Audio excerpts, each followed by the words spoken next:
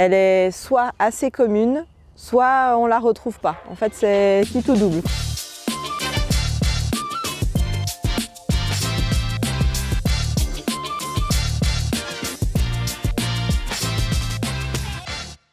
Aujourd'hui, je vous emmène en fait découvrir une plante qui est la réponse.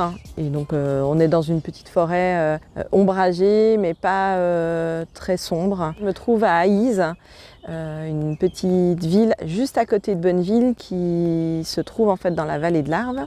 Et on est entre 450 et 650 mètres d'altitude. Aïs est une commune viticole. Il y a encore en fait du vin d'Aïs qui est vendu. Donc c'est du vin blanc pétillant. Et donc là en fait on est sur un chemin qui servait pour accéder aux vignes. Et finalement en fait autour de nous il y a de la forêt. Mais avant en fait il y avait des vignes. Les vignes ont été supprimées parce qu'il y a eu une maladie, le phylloxéra, et du coup on a dû brûler en fait toutes les vignes pour éliminer en fait cette maladie. Alors la réponse en épi est une plante qui pousse sur une tige dressée, elle est vivace. Elle a des feuilles qui sont différentes entre les feuilles du bas et celles qui sont sur la tige. En haut, elle a un épi floral. C'est une plante qui pousse dans les lieux ombragés ou dans les prairies. Elle est soit assez commune, soit on ne la retrouve pas. En fait, c'est qui tout double, quoi. C'est une plante qui aime plutôt les sols calcaires. Elle peut être blanche plutôt en plaine, et plus on va monter en altitude, plus elle sera bleue, bleu-violette. J'ai prélevé une feuille basale, donc c'est les feuilles qui commencent depuis la base de la plante. Et donc ces feuilles-là, en fait, elles vont être munies d'un long pétiole, très long, très long. Et la forme est très particulière on dit qu'elle est cordée. Donc cordée, ça veut dire qu'elle a ses arrondis en fait, là ici, comme un cœur cordé. Et elle se finit en pointe. On remarque aussi que sur le bord du limbe, elle est légèrement dentée. Et aussi, elle a cette tache noire très caractéristique de la plante. Elle peut être présente ou elle peut être absente. Voilà, donc là en fait j'ai deux feuilles de réponse, une sans tache et une avec tache. Les feuilles qui sont situées sur la tige de la plante sont beaucoup plus élancées, plus longues. Elles ne vont pas avoir la forme cordée ici. Et elles sont sessiles, ça veut dire qu'elles sont attachées sans pétiole à la tige. Et généralement, elles sont alternes, voilà, de façon alternée, le long de la tige. Alors l'épi floral est particulier. Il commence sa floraison par le bas. Ici, on le voit, on le remarque vraiment. Donc là, ici, toute cette partie-là est en bouton, et là, c'est en fleur. Et donc, ça va étaler en fait la floraison durant la saison. Sur l'inflorescence en épi, on va retrouver en bas ces espèces de petites feuilles qu'on appelle des bractées.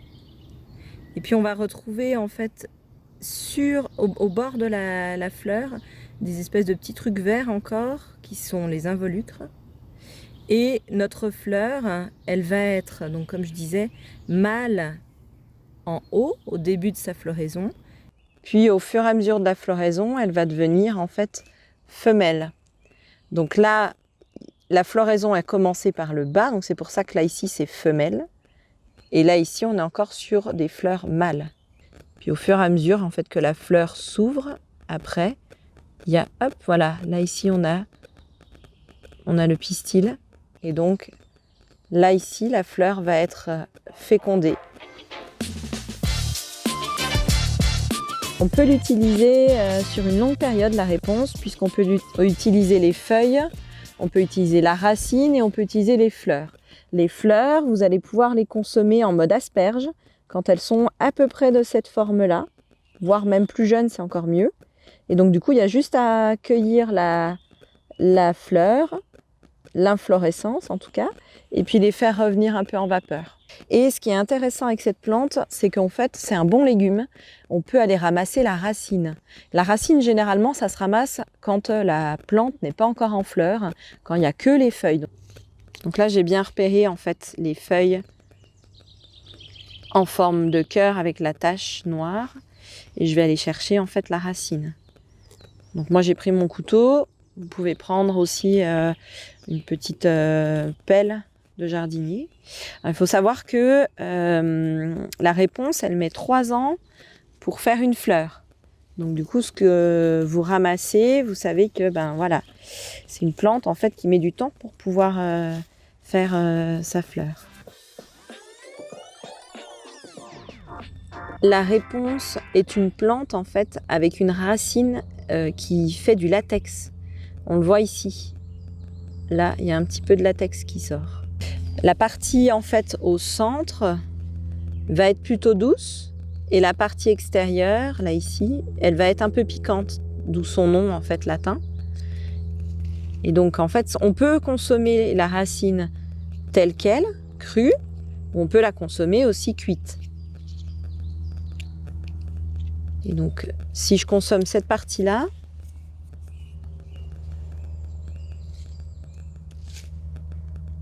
eh ben, elle va être assez douce. Elle va avoir un goût de panais. Pour vous. La réponse fait partie en fait de la famille des Campanulacées. Pour la consommer, vous allez pouvoir la consommer fraîche. C'est un bon légume frais, aussi bien les feuilles, les racines que la fleur en bouton. Voilà, en forme d'asperge. On va retrouver en fait de l'inuline, donc c'est un sucre qui est assimilable plutôt en fait au niveau estomac, pas estomac, je dis même une bêtise, intestin. On dit que c'est un probiotique intéressant. On va retrouver de l'amidon, donc entre autres dans la racine.